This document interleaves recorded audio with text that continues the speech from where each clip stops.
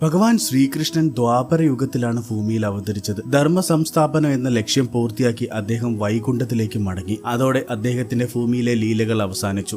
രാധാറാണിയുമായുള്ള അദ്ദേഹത്തിന്റെ ബന്ധവും ആ അവതാരത്തിന്റെ ഭാഗമായിരുന്നു. ഏകാന്തനായി മരച്ചുവട്ടിൽ ധ്യാനത്തിലിരിക്കുന്ന ശ്രീകൃഷ്ണന്റെ പാദങ്ങൾ ഒരു വേടൻ, അതായത് ജരൻ, ഒരു മാനായി തെറ്റിദ്ധരിച്ച് അമ്പെയ്തു. ഈ അമ്പ് കൃഷ്ണന്റെ കാലിൽ തറച്ചു. ഈ സംഭവത്തിന് ശേഷം ശ്രീകൃഷ്ണൻ തന്റെ ഭൗതിക ശരീരം ഉപേക്ഷിച്ച് വൈകുണ്ഠത്തിലേക്ക് മടങ്ങി എന്നാണ് പറയപ്പെടുന്നത്. രാധയും കൃഷ്ണനും തമ്മിലുള്ള ബന്ധം ആത്മീയമാണ്. ഭൂരിഭാഗം കഥകളിലും കൃഷ്ണൻ മധുരയിലേക്ക് പോകുന്നതോടെ രാധയുമായുള്ള അദ്ദേഹത്തിന്റെ ഭൗതികമായ വേർപാട് സംഭവിക്കുന്നു. കലിയുഗത്തിൽ ധർമ്മം ക്ഷയിക്കുന്ന ഒരു കാലഘട്ടമാണ്. ഈ യുഗത്തിൽ ഭഗവാൻ നേരിട്ട് ഭൂമിയിൽ അവതരിക്കുന്നില്ല, മറിച്ച് ഭക്തിയിലൂടെയും നാമജപത്തിലൂടെയുമാണ് ഭഗവാനെ അറിയാൻ സാധിക്കുന്നത്. അതുകൊണ്ട് ശ്രീകൃഷ്ണൻ രാധയോടൊപ്പം ഒരു ഭൗതിക രൂപത്തിൽ ഈ യുഗത്തിൽ വരാൻ സാധ്യതയില്ല. രാധയും കൃഷ്ണനും തമ്മിലുള്ള ബന്ധം കേവലം ഭൗതികമായ ഒന്നല്ല, അത് ആത്മീയവും അതീന്ദ്രിയവുമാണ്. ഭൗതികമായ വേർപാടിന് ശേഷവും അവരുടെ പ്രണയം അനശ്വരമായി തുടരുന്നു. അവർ പരസ്പരം ലയിച്ചു ചേർന്ന ആത്മാക്കളായാണ് കണക്കാക്കപ്പെടുന്നത്. അതിനാൽ അവർക്ക് വീണ്ടും ഭൗതികമായി ഒന്നിക്കേണ്ട ആവശ്യമില്ല. അവരുടെ പ്രണയം എല്ലാ കാലഘട്ടങ്ങളിലും ഭക്തർക്ക് പ്രചോദനമാണ്. അവരുടെ ബന്ധം ഒരു അവതാര ലീലയുടെ ഭാഗമായിരുന്നു. അത് ആത്മീയ തലത്തിൽ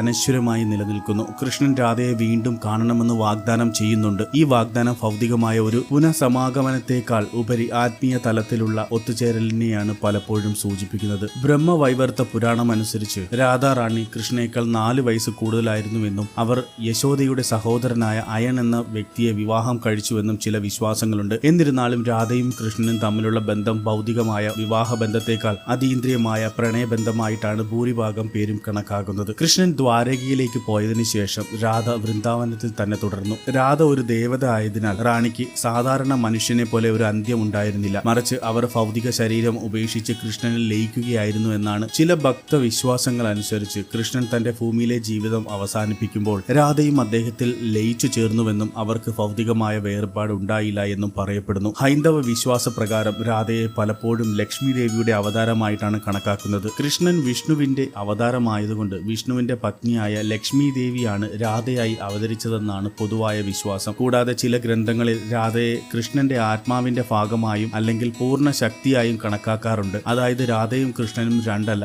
ഒരേ പരമാത്മാവിന്റെ 2 ഭാവങ്ങളാണ് എന്ന കാഴ്ചപ്പാട് നിലവിലുണ്ട്. എങ്കിലും ഏറ്റവും പ്രചാരത്തിലുള്ള വിശ്വാസം രാധാലക്ഷ്മിയുടെ അവതാരമാണെന്നാണ്. രാധേ രാധേ.